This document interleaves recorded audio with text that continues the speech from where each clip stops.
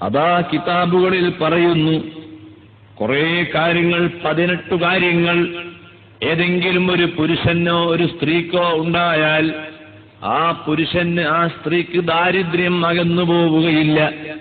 ദാരിദ്ര്യം എന്ന സാധനം വലിയ അപകടമാണ്. ഫഖർ വന്നാൽ അപകടമാണ്. ഫഖർ വന്നാൽ ചിലപ്പോൾ അള്ളാഹുവിനെ പോലും തള്ളിപ്പോകും. എന്നാൽ ഫഖർ വരുന്ന, ദാരിദ്ര്യം വരുന്ന 18 കാര്യങ്ങൾ കിതാബിൽ പറയുന്നു. ഒന്ന് കസറത്തുൻ നൗം, ഉറക്കത്തെ വർദ്ധിപ്പിച്ചാൽ അവൻ എത്ര മുതലാളിയായാലും ശരി അവന്റെ ദാരിദ്ര്യം തീരുകയില്ല. കിതാബുകളിൽ പറയുന്നു, മഗ്രിബ് ഇശാഇന്റെ ഇടയിൽ ഒരാൾ ഉറങ്ങിയാൽ ആ ഉറക്കം കൊണ്ട് മനുഷ്യന് ഭ്രാന്ത് വരാൻ സാധ്യതയുണ്ട്. ഉറങ്ങാൻ പറ്റാത്ത സന്ദർഭങ്ങളുണ്ട്, ഉറങ്ങാൻ പറ്റിയ സന്ദർഭങ്ങളുണ്ട്. ഉറങ്ങാൻ പറ്റിയ നല്ല സമയമാണ് ളുഹറിന് മുൻപ് അല്പം ഉറങ്ങൽ. അപ്പോൾ ഉറക്കത്തെ വർദ്ധിപ്പിച്ചാൽ ദാരിദ്ര്യം വരും. 2 അന്നൗമു ഉരിയാന, ശരീരത്തിൽ തീരെ വസ്ത്രമില്ലാതെ ഉറങ്ങൽ. ഒരു തുണിയും ശരീരത്തിൽ അണിയാതെ ഉറങ്ങിയാൽ അത് മനുഷ്യന് ദാരിദ്ര്യം ഉണ്ടാക്കും. മറ്റൊന്ന് അൽ അക്ലു ജുനൂബാ, ഭാര്യയും ഭർത്താവും ലൈംഗികമായി ബന്ധപ്പെട്ടു, അല്ലെങ്കിൽ ശുക്ലം സ്ഖലിച്ചു സ്വപ്നത്തിൽ. എന്നാൽ ജനാബത്താണല്ലോ, ആ ജനാബത്തുണ്ടായിട്ട് കുളിക്കാതെ ആരെങ്കിലും ഭക്ഷണം കഴിച്ചാൽ ആ മനുഷ്യന് ദാരിദ്ര്യം വന്നുകൂടുന്നതാണ്.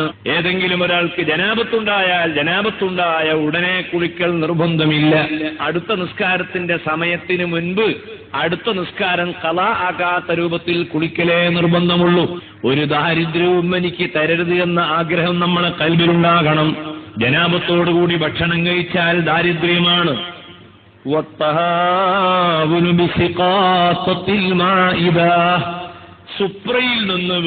സുപ്രയിലേക്ക് വീണ തീന്മേശയിലേക്ക് വീണ ഭക്ഷണത്തിന്റെ അവശിഷ്ടങ്ങൾ അത് യാതൊരു ചിന്തയുമില്ലാതെ ഓവുചാലിലേക്ക് തള്ളിയാൽ ആ മനുഷ്യന്റെ ജീവിതത്തിൽ നിന്ന് ദാരിദ്ര്യം നീങ്ങിപ്പോവുകയില്ല.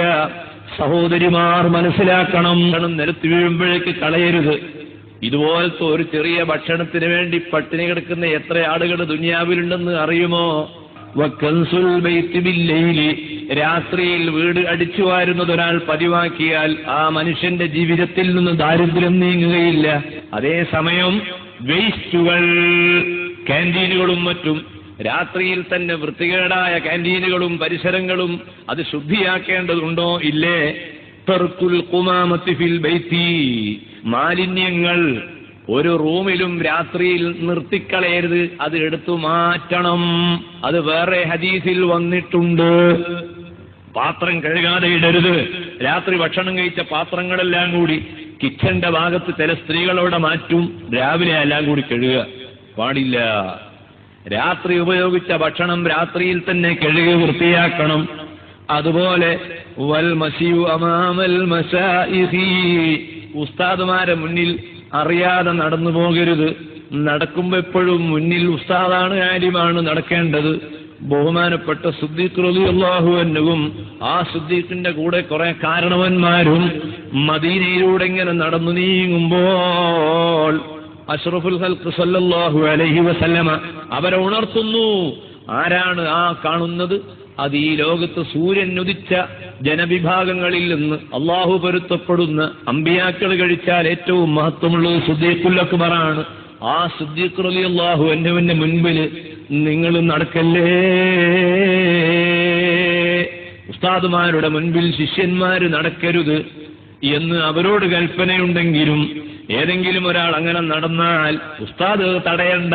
കാരണം അങ്ങനെ തടഞ്ഞാൽ അത് അയാൾക്ക് ഒരു കറാഹത്ത് സമ്മാനിക്കും. അതേസമയം അദബ് പഠിപ്പിച്ചു കൊടുക്കണം. ബാപ്പയും മക്കളും നടന്നു പോകുമ്പോൾ മക്കൾ പിന്നിൽ നടക്കണം. മുന്നിൽ നടക്കുന്ന മക്കളെ ബാപ്പ അങ്ങോട്ട് പിന്നിലാക്കണം.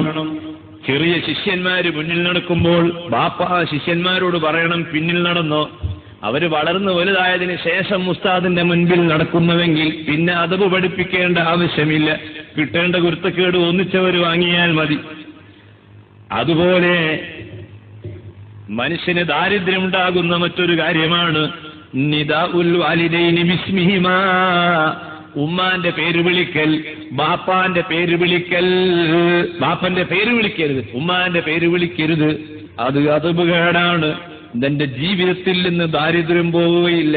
മറ്റൊന്ന് അത്തഹാബുൽ സ്വലാഹ്, നിസ്കാരത്തിന്റെ സമയമായിട്ട് നിസ്കരിക്കാതെ നീ ഇങ്ങനെ അയിലുമരിട്ട് നടക്കുകയാണ്.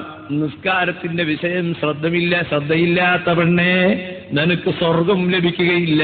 നീ വയല് കേട്ടതുകൊണ്ട് കാര്യമില്ല. നിസ്കാരത്തിന്റെ സമയമായാൽ നിസ്കരിക്കണം. വഖിയാഖത്തു സൗബി വഹുവ അലാ ബദനിഹി, ഒരാൾ അയാളെ ശരീരത്തിൽ ധരിച്ച വസ്ത്രം തുന്നേണ്ടി വന്നപ്പോൾ ആ വസ്ത്രം ശരീരത്തിൽ നിന്ന് അഴിക്കാതെ തുന്നിയാൽ, അഴിച്ചു മാറ്റാതെ ശരീരത്തിൽ വെച്ചുകൊണ്ട് ആ വസ്ത്രം തുന്നിയാൽ ദാരിദ്ര്യം വരും. വീട്ടിന്റെ ഉള്ളിൽ ചിലന്തിയുടെ വല, മാറാല റൂമുകളിലും അവിടെയും ഇവിടെയും കെട്ടിക്കിടക്കുന്നു. അതോടനെ നീക്കം ചെയ്യണം, അല്ലെങ്കിൽ ആ വീട്ടിൽ നിന്ന് ദാരിദ്ര്യം പോവുകയില്ല. വഇസ്റാഉൽ ഖുറൂജി മിനൽ മസ്ജിദി, പള്ളിയിൽ പോയ ഉടനെ ആ പള്ളിയിൽ നിന്ന് ഉടനെ ഓടിക്കളഞ്ഞാൽ ആ മനുഷ്യനും ദാരിദ്ര്യം വന്നു ചേരുന്നതാണ്. പള്ളിയിൽ നിന്ന് വേഗം പോകരുത്. പള്ളിയിൽ നിന്ന് പോകുന്ന സമയത്ത് പടച്ച റബ്ബിനോട് പറയണം, അല്ലാ എനിക്ക് പള്ളിയോട് വലിയ ഇഷ്ടമാണ്, പക്ഷേ ഒരു അത്യാവശ്യമുള്ളത് കൊണ്ട് ഞാൻ പോവുകയാണ് എന്ന് പറഞ്ഞുകൊണ്ടല്ലാതെ നീ പള്ളിയിൽ നിന്ന് പോകരുത്. ഞാൻ പള്ളിയിൽ വന്ന് കുടുങ്ങിയതാണ് എന്ന അർത്ഥത്തിൽ പള്ളിയിൽ നിന്ന് എഴുന്നേറ്റ് പോയാൽ ആ മനുഷ്യൻ ഫഖീറായി ജീവിക്കേണ്ടി വരും. അവന്റെ ജീവിതത്തിൽ അവന് ഉയർച്ച ഉണ്ടാവുകയില്ല. അതുപോലെ അങ്ങാടികളിലേക്ക് നേരത്തെ പോവുക. അങ്ങനെ പോകുന്ന മനുഷ്യനും അള്ളാഹുവിന്റെ പരീക്ഷണങ്ങൾ അനുഭവിക്കേണ്ടി വരും.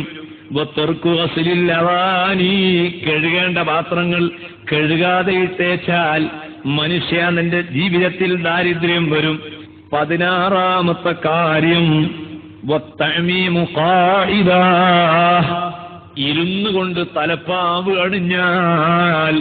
17ാമത്തെ കാര്യം വൽബുഹുലു, കൊടുക്കേണ്ട സാധനം കൊടുക്കേണ്ട സമയത്ത് കൊടുക്കാതിരുന്നാൽ.